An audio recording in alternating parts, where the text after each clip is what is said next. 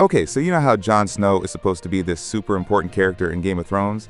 Yeah, it turns out the show actually left out one of the coolest things about him. In George R.R. Martin's books, Jon isn't just some heroic swordsman.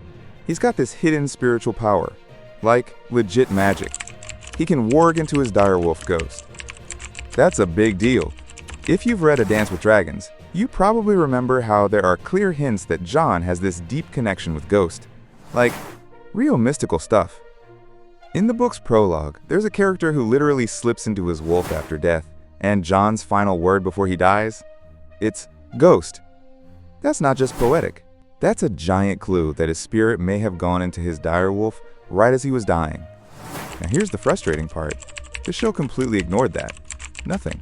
When Jon dies on the show, they just leave it there. No ghost vision, no hint of a soul transfer. And Kit Harington even said in an interview that Jon saw nothing while he was dead.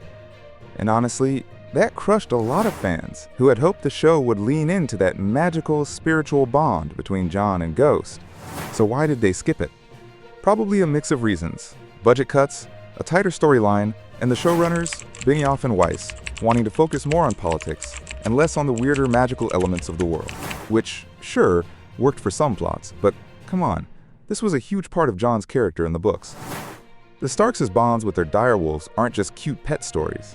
They're spiritual, almost sacred. Just imagine how different Jon's resurrection could have felt if the show showed his spirit inside Ghost. Watching, waiting, feeling what the wolf felt. That would have added so much emotional weight.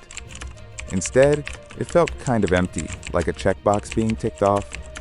There's still hope though, with the Winds of Winter hopefully coming.